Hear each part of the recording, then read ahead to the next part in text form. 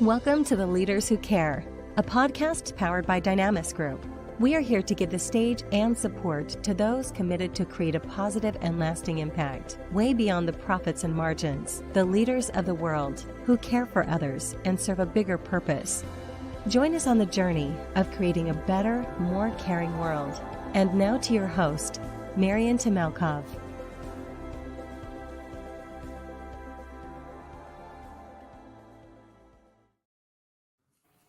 Hello, everyone, dear audience. We have a great opportunity today to welcome a very special guest, someone that is passionate about a topic that is very dear to my personal heart, but I believe also very central.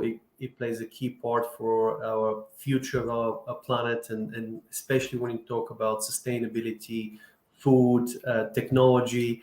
And I had a privilege to welcome Shely Aronov from California is joining us. And good morning, Shely, to you. And thank you for joining us. Good afternoon, Marian. Thank you for having me.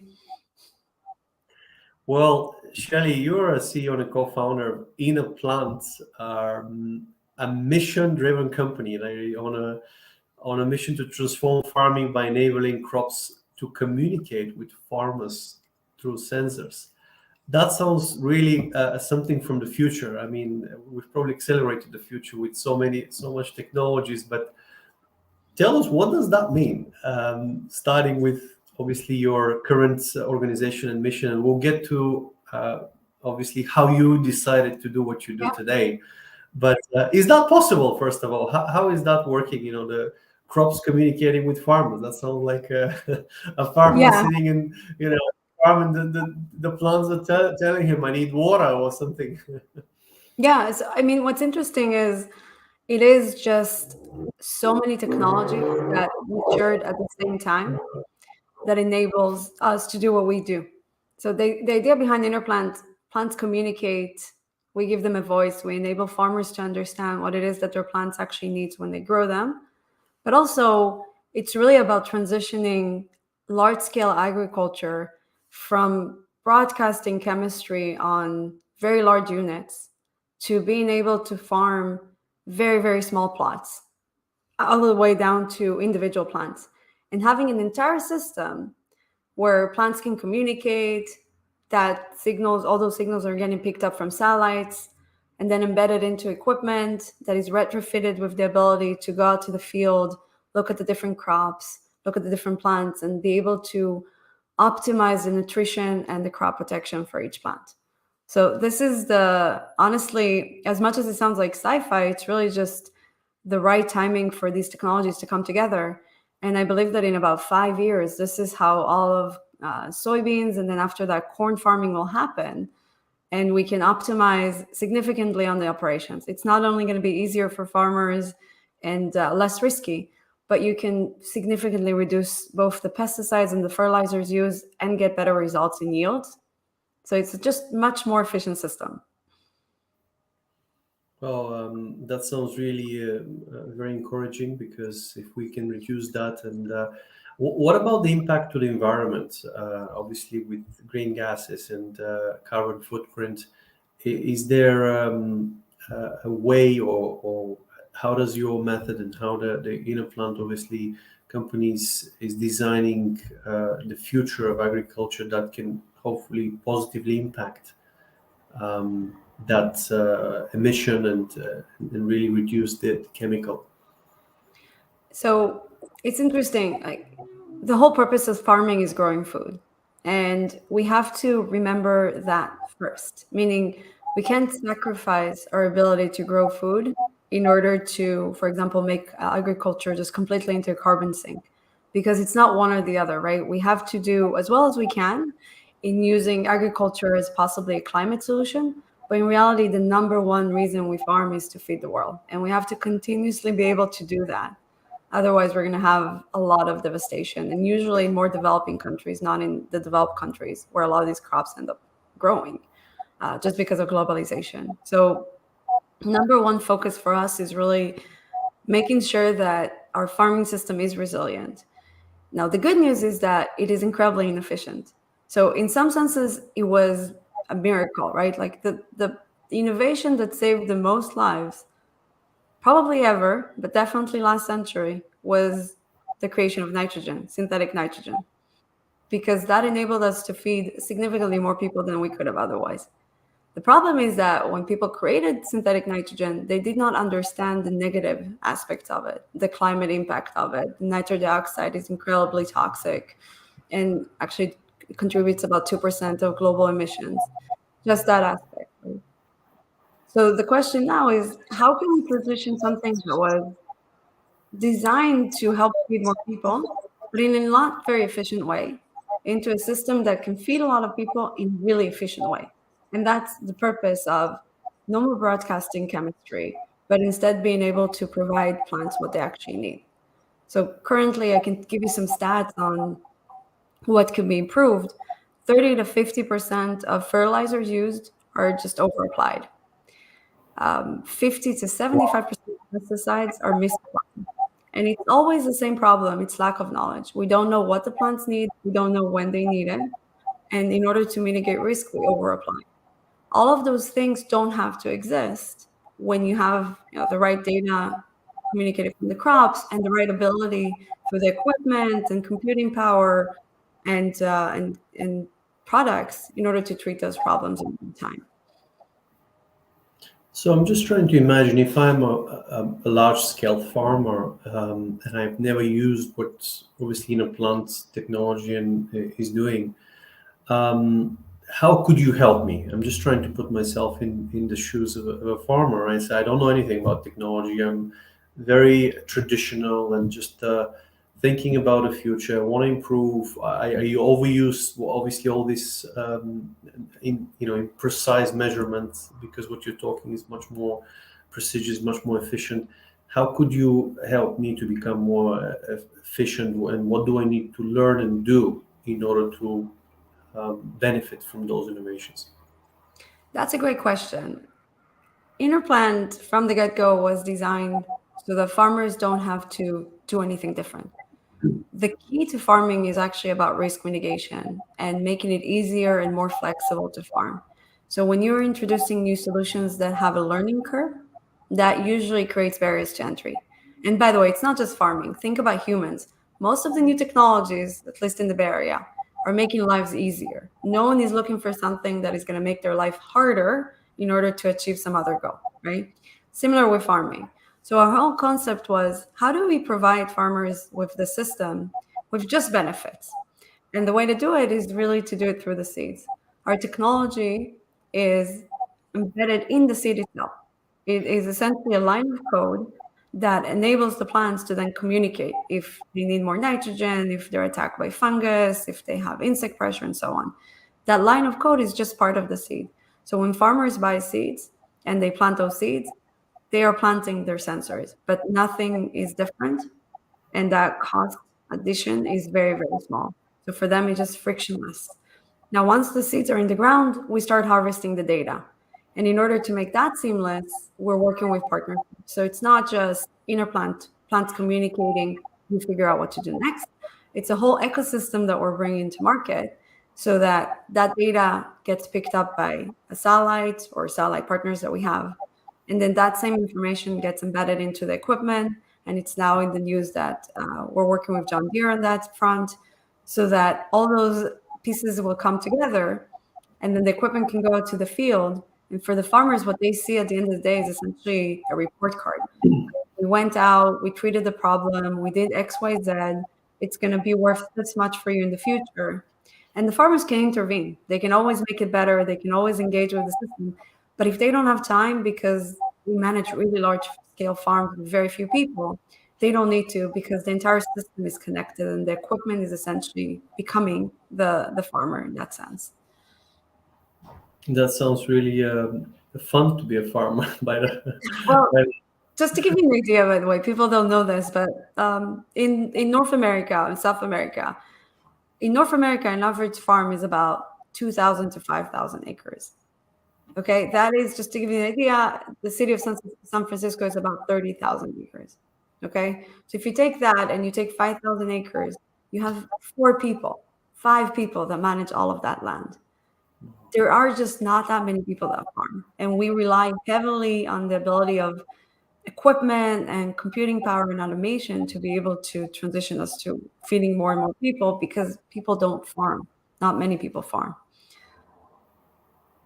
Wow, that is well, that certainly can bring more people and inspire more people to go look into farming, especially with the technologies that you provide. And thank you for sharing that. That's really helpful. And but it sounds like there's a way to go, because there's a lot of partners that need to integrate in that system. How advanced are you with the ecosystem, basically, to be more or less seamless? Because Right. still there's, I guess, a few pieces that you're working on.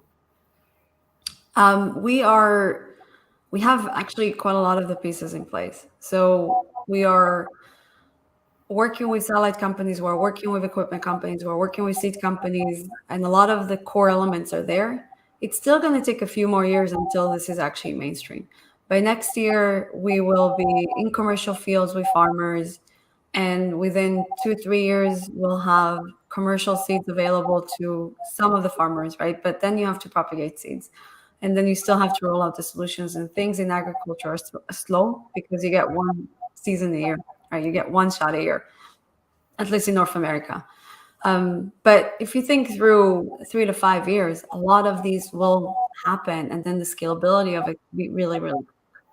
So the reality is that once it's in the market, it can impact a lot of different farmers in a lot of different places, and then become mainstream within a few years after that. I'm just trying to make an interesting analogy here. Please let me know whether that sounds ridiculous or not. But it's like obviously Neuralink. I'm putting it into the human brain is kind of quite a hot topic, and I'm just thinking of from a seed's perspective. Is that some sort of a Neuralink that you put into the seed? I'm just trying to really find a connection, because what does that mean? For how those seeds are able to basically to plant a sensor with them is just trying to understand how that works. And people might question: does it affect the taste? Is it organic? Is it safe? How am I eating technology? Just all those questions arise. Yeah, well, I will start with, I'm thinking about, am I eating technology? Yes, I think so. But everything is technology, because we breed crops. So it's kind of hard to say. I can explain how this works first, and then we can talk about some of the other elements. So first of all, plants have, I think the analogy is actually not bad. I think it's quite close, the Neuralinks, except for you don't need a chip here. And the reason I don't know how people are going to feel about implementing chips in their mind, but certainly there's no ability to put hardware into agriculture, because it doesn't make sense cost-wise. Computing power, connectivity, and it's a biological system. So you don't have the same ability to introduce hardware as you do in a, let's say, facility where you build vehicles or make semiconductors or something like that. So it has to be a biological solution, because it's a biological system. And our approach is to tap into the knowledge that the plant has itself. Plants have a very developed immune system reaction system, right? They've been working on protecting themselves for millions of years, even more than us, because they're immobile. They're stuck in the place. So every time that plants get attacked, they do something internally in their DNA to protect themselves. And as a few examples, if plants are attacked by insects, they actually start producing a compound in their leaves to make them taste bad. So they're doing that to repel the insects. If they don't have enough nitrogen, they'll start literally mobilizing their roots, so they can extract nitrogen better from the soil, because there's some nitrogen somewhere, we just have to get it, right? These reactions are really, really well studied by humans. We've been studying, not InnerPlant, but molecular biologists or synthetic biologists have been studying these reactions in labs for 50 years. We know a lot about how plants react to their environment. What we don't know is how to extract that information from them, because it's all on the DNA level. It's gene expression. You can't see it. You can sequence the DNA, but otherwise you wouldn't be able to see it. What we do is we add a line of code. We literally add code into the crops that tells them, when you're reacting to a stress, start producing a new protein. We teach them how to create that protein.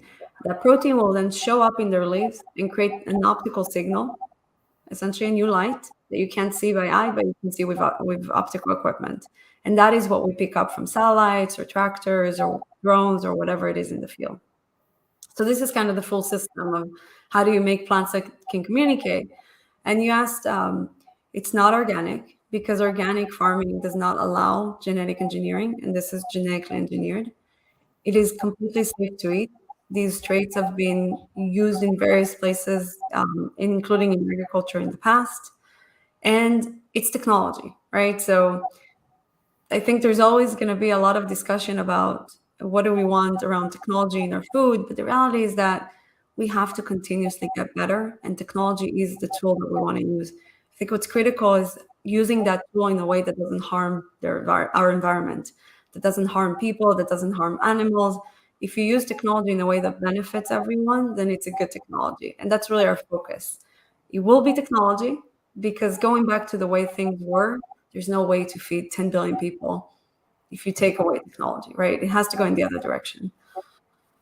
That's why I appreciate really what you do in terms of the innovations in technology. And of course, it's all born by what do we do with the situation we have? How can we take the best care of people around the world? And you made a very good point that there is a lot of factors to play. We see the side effects of farming, but that's more needed with a number of people. Some people have extreme views. It's always that debate. But what I'm interested in is what inspired you? Is you a serial entrepreneur, Shely? So you've done a number of companies, and what brought you to agriculture and tech?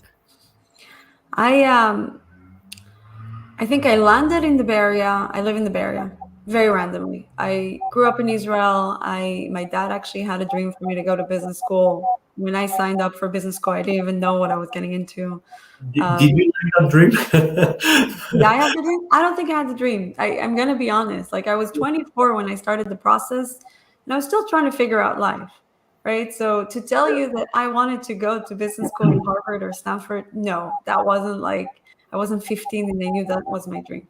I do remember very early on, my dream was to do something meaningful. I wanted to do something meaningful. I just didn't know what that meant. When I was very young, I thought it was going to be politics. Now I'm kind of like on the other side of the spectrum. Politics are confusing. Business is simple. You can build something of value and then you can create impact that way. But that's kind of how I got to business school. And I did very randomly, I would say, land in Standford, which is in the Bay Area. But that was luck, right? But that was a great opportunity because it introduced me to the technology, the venture capital world, the infrastructure that exists here. And I think it's very magical. It lets people dream, right? So I started a couple of companies before InnerPlant, and I would say the one previous to InnerPlant was not that inspiring to me. It was a food brand. We were selling hummus, Israeli style hummus, in supermarkets over the west coast of the United States. It just wasn't what I wanted to do. I wasn't as excited about selling a brand and marketing and perishable foods and competing with Pepsi, who owns all of the hummus for whatever reason. I wanted to do something in food, but I wanted to do something that could really move the needle. And when I decided I wanted to move on, I was thinking, it just seems to me like agriculture is where you can make more impact with food. And agriculture is also not selling to consumers, it's selling to farmers who are business people. So if you can create a technology that is a step change, much, much better than what they have today. And if you have the right unit economics and you have a scalable technology that is easy to adopt, they will adopt it because they are rational players. And I really like that concept. It meant that if we can design our system in a way that benefits our customers and benefits the world, then we can create a big impact on the world. And that was exciting to me. And I would say that's kind of how it all started. I then met my co-founder, who's a molecular biologist. That was in 2018. And there was a lot of adaptation of the initial concept, which was always around biosensors. We just didn't understand so much about ag. So the more we learned about farmers, about the technologies available to us, about the patent landscape, that's when things really started to come together. And then by 2019, we knew this is what we need to build. this is the right technology. Now will it work? Which was essentially the next couple of years. And now we're at the point where it's okay, we're going to launch it, we're going to scale it, we're going to sell it, which is really exciting. Well, that's really a great journey, and it sounds like there's also quite a lot of nice events that happen, and we always say that it happens for even as you mentioned, coming to the Bay Area, Standford, and really looking at, and just to open a bracket here to when you talk about the ecosystem and the technology in the university, how big is the in terms of impact of that? What does it mean, that ecosystem, for someone who doesn't know the Bay Area, for someone who is dreaming to come to the Bay Area? What's the size and scale? Because I heard that in the university you have, it particularly could have like 1,000 labs, just for different things.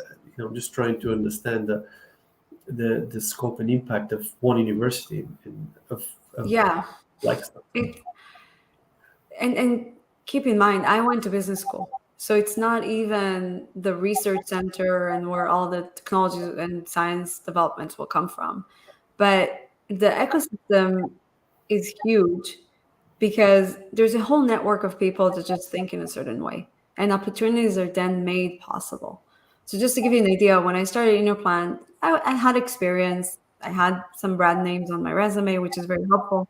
But I basically had kind of a half-baked idea with barely anything in place around, okay, we're going to make plants that communicate, and this is going to change agriculture. And I didn't have any agriculture experience. Yet I was able to go out and find investors that believed enough in the company, believed enough in the concept, in me, in the opportunity to make that happen. I know there's other places in the world where that's possible, but I think the Bay Area is a unique place where that is actually quite possible. And you definitely are not going to find people that tell you, no, this is ridiculous. It's too big. You're dreaming too big. You're, delusional. There's none of that, right? They might not believe in that specific opportunity, but they will believe in the ability of people building huge things out of nothing. And I think that's really the most compelling part of the Bay Area, is that just all the self-selection of people and an echo chamber, which in some ways is really beneficial for early stage entrepreneurs, because you need other people that believe, right? Well, that's really encouraging. And you mentioned that, it's quite unique in the Bay Area. There are other places of the world.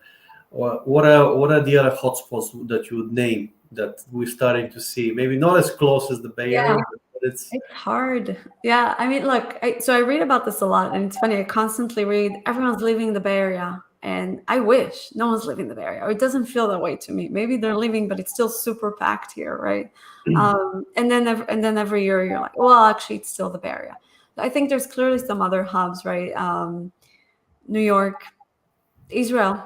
So where I come from, it's clearly booming over there. You can start a lot of things. I think the challenge is you tend to end up moving to a bigger market, right? So Israel on its own is not a big market. So then you have to move to where the market is, and then it's going to be. Yeah. Sorry. 1 second. This is my daughter. Oh, bless her.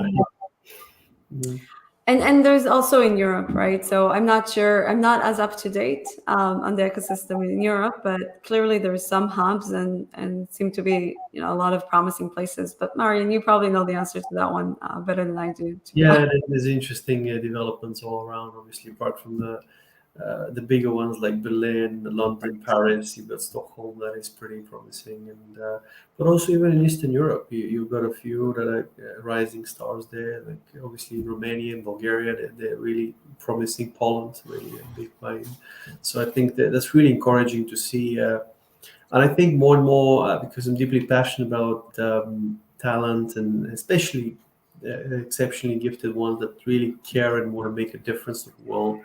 And they're very sensitive to where they're going to live. So for them, it becomes really, which city are you talking about? So it's more of even cities, like a whole ecosystem of the cities that matter for people because they want a certain lifestyle. So we're starting to see some in the southern parts of Europe as well, because of the better lifestyle and the better way of living as well that's emerging.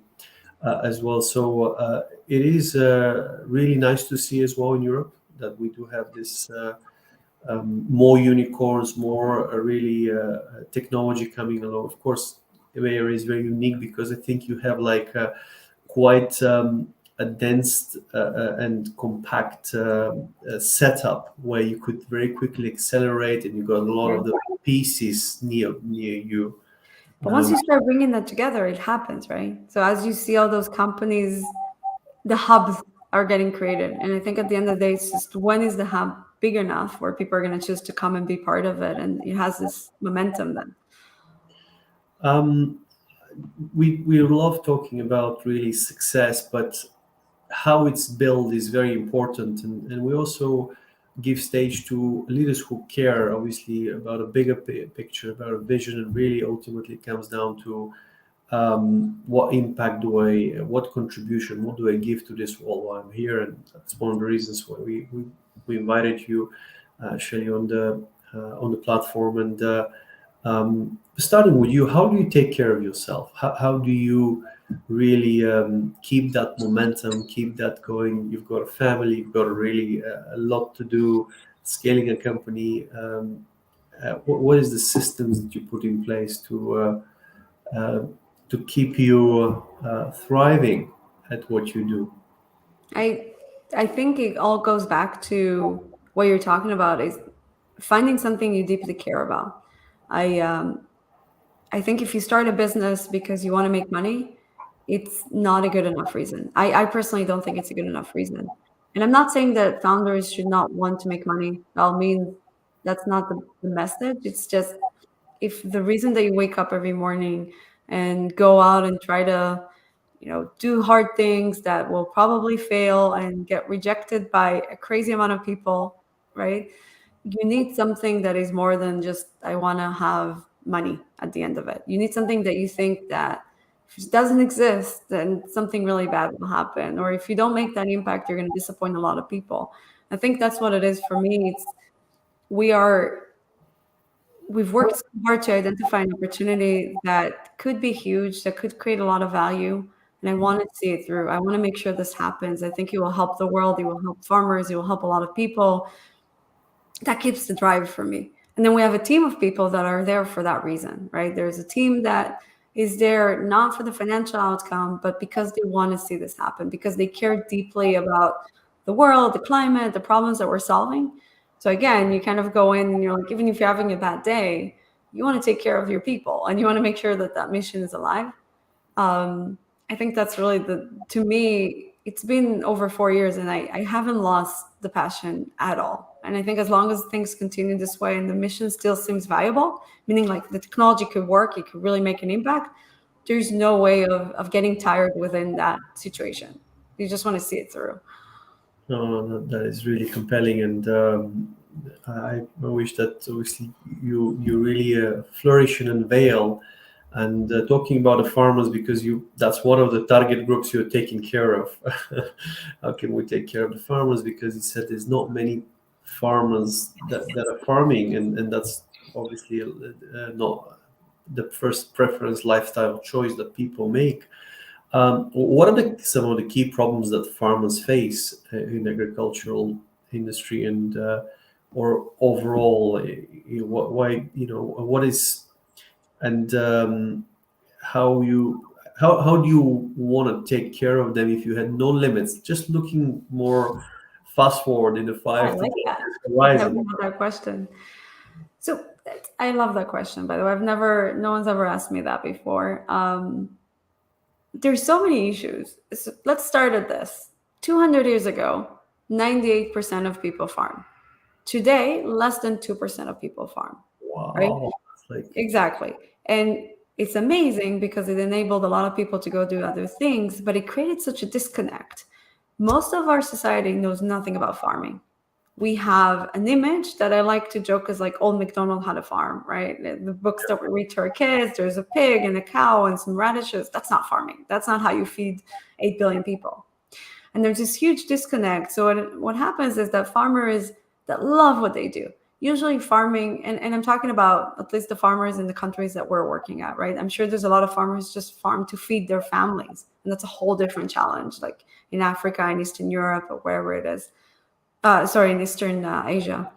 But the farmers that we work with, they have businesses, they love what they do, they want to grow crops, they want to feed the world, and there's so many challenges in their perception of what they do, and they feel misunderstood because there's such a disconnect, right? And then there's all this backlash from consumers about what farming should be, how they should farm, and it's really disappointing because consumers should know more about why we farm the way we farm, understand what will happen if we stop farming that way, how that's going to impact their lives when all of a sudden food is going to be more scarce, or everyone's going to have to become farmers, or food is going to cost 10x what it does today. I think if we start to connect some of those dots, it will help farmers feel more respected and more appreciated for the hard work that they do. So I think that there's a huge gap in understanding farmers, understanding farming, and actually appreciating them for the hard work that they do. And then there's just challenges alongside lack of labor, which is a huge problem because no one wants to farm. So farmers are constantly challenged in finding anyone to work in their fields. And I would say the last part is consolidation, because you said if I could just like wipe the board, farming is completely consolidating. I mean, the farmers are not, but all of their suppliers and all of their customers are incredibly consolidated. So there's this industry where at the end of the day, the farmers themselves cannot really benefit from anything new that comes up because the consolidation in the other parts of their supply and demand ends up picking up all of that margin. And that puts them in a really tough position where they are the visible part, and there's an expectation from them to innovate and to adapt new things and to save the climate, but they don't have the margins and the capital to do that. There's just quite a lot of disconnect that frustrates me. And it's part of the reason that's something that, as important as saving the world, I think helping all of those customers, our customers, which are the farmers, is something that I'm very excited about. That's a deep care, and I really appreciate that. And thank you for giving light on that perspective, because we know that there's recent strikes in Netherlands because the government is trying to balance all this. Obviously, the sustainability issues and topics. There's so many, but in actual fact, they're so important, for our really survival. To be honest, people don't appreciate until they lose it. But if they lose that, that's too big of a risk to lose it. So, I'm just thinking what other leaders can do, really, organizations to contribute to that advancement or movement, if you like, and to help agriculture with innovations. It's breaking up the oligopolies are key. And if anyone's going to do it, I don't know. But there are essentially a handful of companies that control everything in agriculture. There's 4 companies that supply all of the seeds in the world, most of them, like 80%. 7 companies that supply all of the chemistry, so all the inputs that we put out in the field. 6 companies that control all of the equipment manufacturing. I think this is the key part. If government really wants to get involved, what they should do is start to create more open markets in this industry. And in an open market environment, there's going to be way more innovation and more focus on what the customer actually wants versus what suits the industry best. Wow. I doubt that anyone's going to do it. I'm just saying that's what needs to be done. But governments don't like to do that stuff. I know, but at the same time, obviously, it's a consideration, or at least to create those, or to encourage those innovations and have those farmers incentivized, and to innovate. And it's difficult when you have obviously those large organizations, and of course they would watch out for their own interest. They've got shareholders and so forth. But I think there is also opportunities for growth and more farmers to hopefully follow that, and maybe I've seen also more and more in certain parts of Europe that you do something in a more traditional way. It's not the same farming that you're talking about, but it's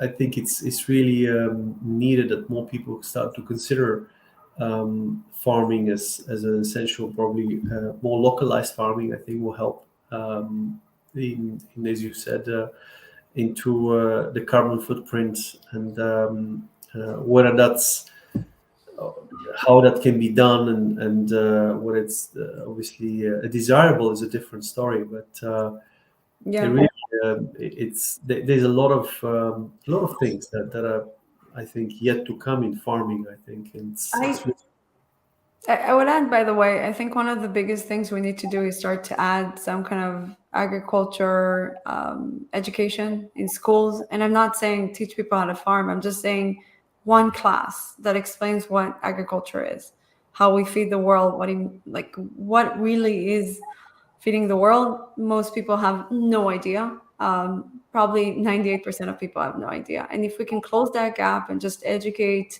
consumers, that will help so much in I don't know. I see this massive gap between what one part wants and what the other part does, and there's such difficult communication between the two. What we need to do is come together. At the end of the day, farmers are going to be the ones implementing all of the climate solutions. Then they have to be the ones that decide that they want to do it, and they need to be understood in order for everyone else to understand what it is that farmers will want to implement. Right? It all comes back to that, and that doesn't happen enough. Really, it's like the whole world is talking to them instead of talking with them. You've dedicated a lot of your career to inspirational movements such as AG Tech, and previously, and the construction of large sewage system in the city of Cartagena. And I asked you that, obviously, just on the question earlier. How do you fill your own cup? Apart from what you love doing, that's fantastic. I think could be but it's just overall on a day-to-day basis. How do you take care of you? Well, so my actual day to day is I try to sleep enough. I think that's super critical. I'm very much not a believer in the entrepreneurs should sleep 5 hours a night. BS. It's just like, no, you need to sleep. If you don't sleep, you're gonna have a really hard time performing. And I don't think there's any, you don't get any points for not sleeping. Yeah. Obviously, it's harder when you have kids. So I'm not saying that I do it really well, but I really try, and it's important to me. And then working out and eating healthy, I definitely have implemented a lifestyle that I think it is really helpful for continuing to just stay positive and optimistic and not get worn down. There's one more thing, by the way, I've started doing a lot more last year, where if you have a lot of kind of entrepreneurs that listen to this, I have huge networks of other founders now. And now even more formalized, like, more professional groups of founders and things like that.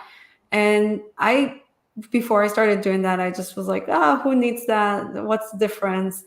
And once I started joining, I understood there's something really nice about being with other people that know your experience and understand where you're at, where you can kind of start at the middle instead of the beginning, and be able to then have deeper conversations about the struggles and challenges and things in a vulnerable way. So I think founders should try to look into those things, and if you don't believe in it yet, give it a try. I think it adds a lot of value. Awesome. That's really grateful for the perspective you have shared with us today, Shely, and thank you for the work you do for spreading that. And I'm really optimistic about the future, and talking about the bigger picture of a more caring or more brighter future of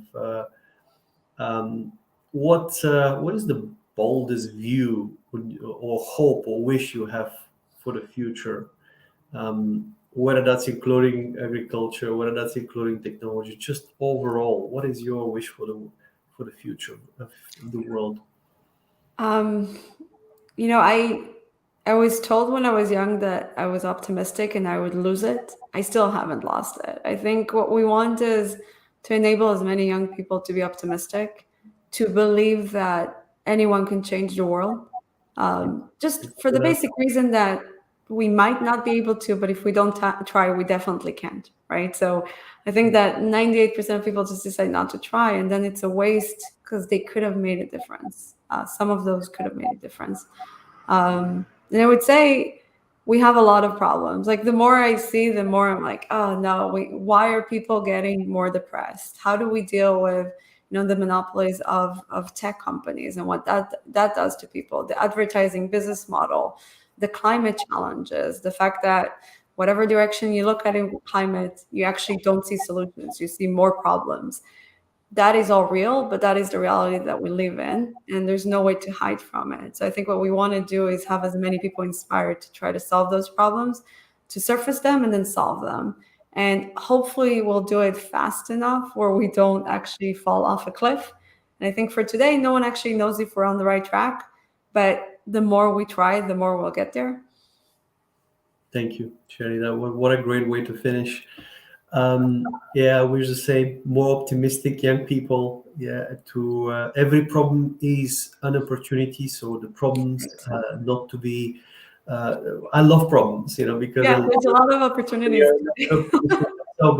So please, the message is, as Shely said, do not shy away from problems. See them as opportunities. Stay optimistic, and we count on those young people, especially Gen Z. And I personally invested more than 20 years of my life with Leader Academy and helping more than 3,000 young people going through it. And I can tell you they're fantastic. There's really a lot of hope, and they just need some guidance and some role models. So thank you for being one today, Shely. And blessings goes to you and your family and your team and the work you do. And I look forward to seeing more of InnerPlant and wish you all the best.